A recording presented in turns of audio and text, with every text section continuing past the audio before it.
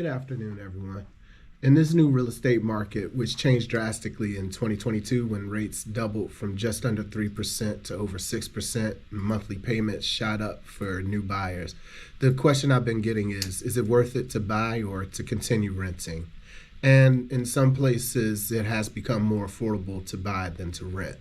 But I wanted to talk to you all today about one solution that helps to overcome the interest rate problem.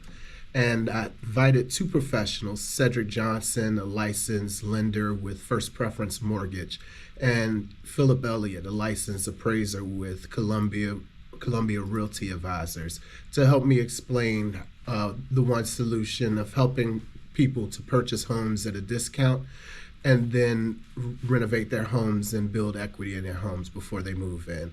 So if you could join me, Mr. Elliott, I'd love to chat with you and start breaking things down to everyone.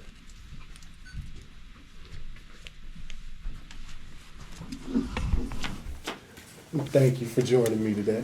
Thank you so much for having me. Yeah. Grateful to be here. Yeah, thank you for helping us to explain the important role of the appraiser in the process. Yes. But first, to provide some context for our discussion, we'll start by getting a better understanding of what equity is and what equity means for families, how your home's current value relates to the equity. Yes. And then we'll provide an example to illustrate. Yes. And then following on, we'll go more into the renovation loan itself. But to start off, I guess, if you could help us out, could you give us just a basic definition of what equity is? Yes, and for purposes of this discussion, equity would be the difference between the current market value and the sales price of your home or your total mortgage amount.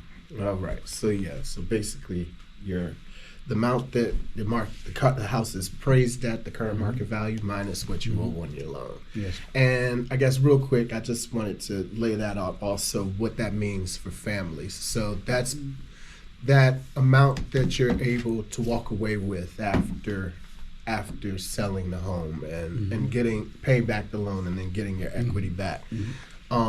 Just that value itself, that equity, is value that you can pass on to the next generation. Yeah, it could be generational wealth or just Yeah. personal retirement. I think the home is the biggest asset that many families have. So I think it's important to be as knowledgeable as you can about those value issues. Exactly. So I guess if you could break it down to us more, how, with the role of the appraiser in the whole process, how do they help families to determine that value?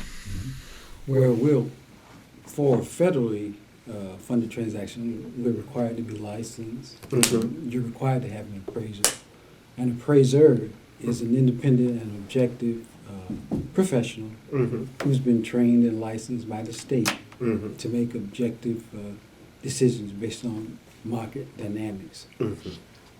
There's three approaches to value that we use. There's a sales comparison approach, market income approach, and a cost approach. And we usually do the sales comparison approach.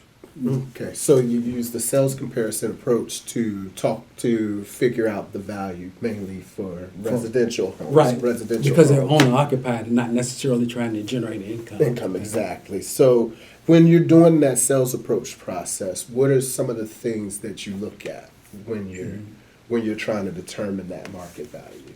There's three steps. We'll come out to the house first of all. We'll walk around. We'll take a few measurements, take some pictures, maybe ask a few questions, just get a good visual observation. And the purpose of that is so we can accurately compare it to market, properties that have transpired in the market. Yeah, compare those properties that are sold to the property to figure out the value. Right, and what we call elements of comparison would be age, size, condition, amenities, in some cases site size, site improvements like maybe decks, patios.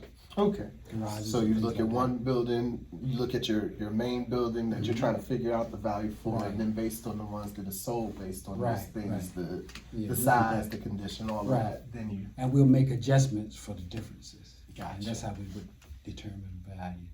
Then, unlike a home inspector, our work begins once we leave the site.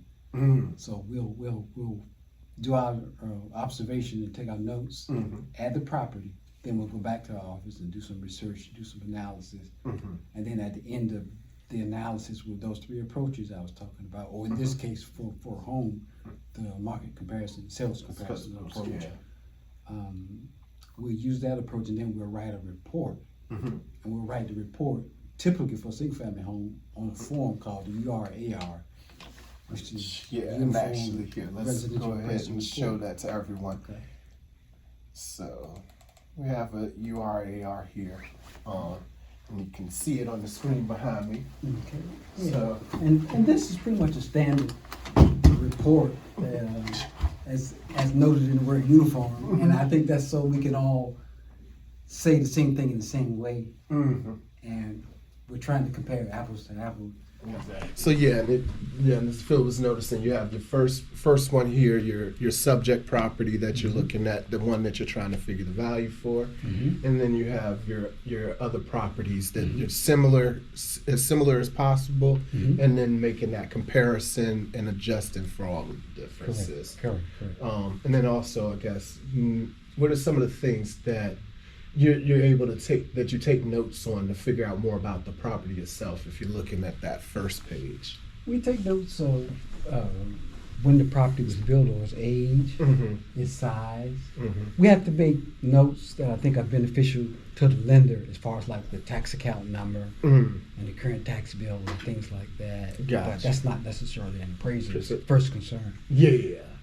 Just to get the We information. kind of make note of market trends, so the highs and the lows in the neighborhood area in general, and maybe if there's an average or a median, then you're able to use that just a point of reference, not necessarily to get out.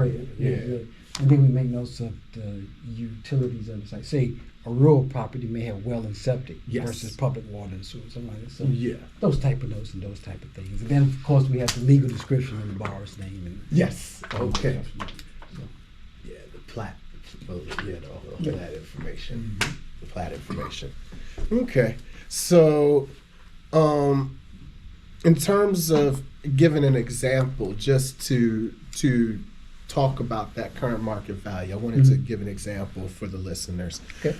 So in this example, let's say I find a home for you, and that home is appraised that is as is. Its current market value is $450,000. So let's go to the example. And let's say you purchased the home at a discount, and it's at $450,000. And then after renovations, which in this case is $150,000, it's now your final loan amount that you've done with the renovation loan with acquiring the home is $600,000.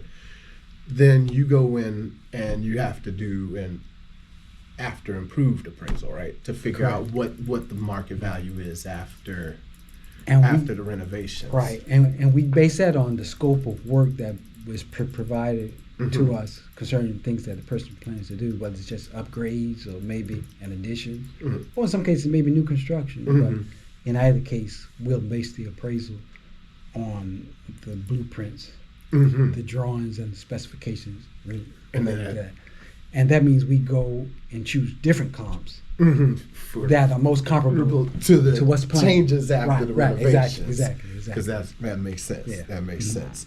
So in this example, we had the purchase at $450,000, and then the renovations were $150,000. But then after you've reviewed the blueprints and you've gone in and you actually seen what it would look like afterwards, then you're able to give the value of what it would be afterwards.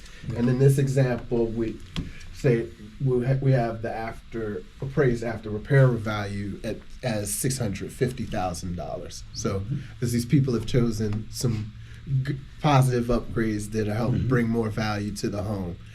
So given your example of equity being the current market value, which in this case is the after repair value, and then subtracting the home purchase price and the renovation loan, then we have an equity bump of $50,000. Okay. So that's really helpful, but of course you wouldn't understand how much equity you have unless you knew Unless the you knew what the after current approved market value, value, the current yeah. value is after the Yeah, renovations. yeah, So yeah. appraisals are really, thank you, they're really helpful Yeah, for the community and helping families understand value, the value and that they have in their homes. And we're licensed by the state, so we Mhm. try to be independent Yeah. and objective, and we don't have an interest either Yeah, way. and But uninterested try parties, see just to what- understand. Yeah. Yeah. Just try to understand. Well, that. thank you for Thank you so much all for that you having do for the community. Oh, thank you so much. I'm grateful to be here. Yeah, thank you All very right. much. All right.